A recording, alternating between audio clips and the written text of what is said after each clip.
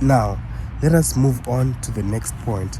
Now, if we move on to verse 11 of Proverbs chapter 3, and we're going to look at verse 11 and verse 12. Now, we're going to try to understand, why does God discipline his own? Right? Why does God have to discipline his own? Why doesn't he just leave people to be?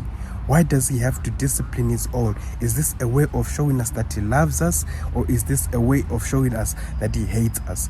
What is the key secret here that God uses when he's actually disciplining his own? And we actually find the answer in the book of Proverbs chapter 11, or Proverbs chapter 3, verse 11 and verse 12.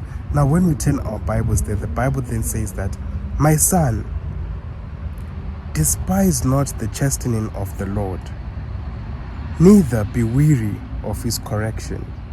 Verse 12 then says that, "For whom the Lord loveth, he correcteth, even as the Father, the Son in whom he delighteth." I'll just read it for one more time. "My son, despise not the chastening of the Lord, neither be weary of his correction. For whom the Lord loveth, he correcteth, even as the Father, the Son in whom he delighteth." You know, just imagine if God allowed us to live our lives without any laws. Just imagine if God didn't give you a blueprint of life. Just imagine if God just said, "You know what? Go ahead, live your life the way you want to live. You know, I don't care what you do about your health. I don't care the way that you operate. I don't care whether you're going to plant anything. I don't care whether you're going to treat other people, or how you're going to live with other people." God says, "You know what? I'm not going to tell you any of that." And God says, "Go and live the life that you want to live, and explore anything that you want to explore. You know, drink anything that you want to drink, eat anything that you want to eat." Would we then say that God is love if he just allows us to go and live our lives haphazardly, and allow us to just live our lives without telling us the blueprint of how we should live our lives? Would we then say that God is love, or God actually hates us? Right? God is interested in your prosperity. He does not want you to self-destruct. Right? The reason why God disciplines his own is because God is interested in your prosperity. God is interested in how we are going to end up as a human being. Remember, you are God's project, right? God, before you even began, God says in Jeremiah, "Before you were even formed in your mother's womb, what did I do? I knew you." So God is saying, "I know the plans that I have for you. I know where I want to take you."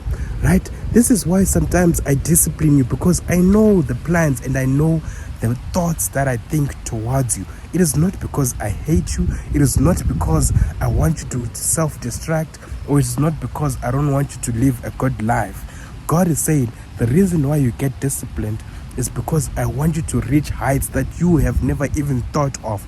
So in order for you to get there, there's certain measures, there's certain restrictions that has to be applied to your life. Right? So now, let me give you this example. Imagine if all car manufacturers did not put seatbelts in the car, and they said, "You know what, you can just drive your car anyhow that you want. We're not going to put airbags, we're not going to put seatbelts, we're not going to put speed limiters, we're not going to do anything. Drive as you want, live as you want. Even if you crash, there's no airbag for safety. There's nothing like that. Just do as you please with your life." Would we then say these car manufacturers care for our lives, or they only care that we buy the car? Right? This is the same thing that happens in life. God is interested in your health. God is interested in your future. So when God disciplines you, it is not out of hate, but this is out of love, because God is interested in how you're going to end up. For remember, you were made in his image. God created you in his image, not the image of a cow, not the image of a donkey, but God made you in his own image. So he is interested in how you come out, right? God is interested in all of that, because you are part of him. God created you in his image, so therefore he's interested in the things that are going to happen in your life. So whenever God disciplines us, let us remember that this is not a form of hate, but rather this is a form of love. Even when a child is trying to touch a hot stove, the parents stop the child because the parents have love for the child. Now the child may think, these parents don't love me, why don't they want me to touch this hot stove? But the child will not understand that these parents have a broader knowledge, they have wiser knowledge, and they understand that if the child touches this hot stove, they are going to get burnt, right? So therefore the parents will then prevent that child from touching that stove. This is the same thing that happens in life.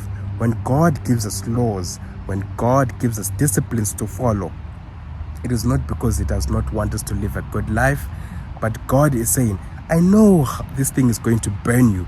I know that this thing is not good for you. I know that this thing is not going to be wise for you to partake in this certain type of activity. Therefore, sometimes I discipline you. Sometimes I show you the right way. Sometimes I show you that the path that you have taken is not the right way. So therefore, take this path and leave. So that's just the point that we get over there, guys. That in everything, when God disciplines, it is not out of hate, but this is out of love.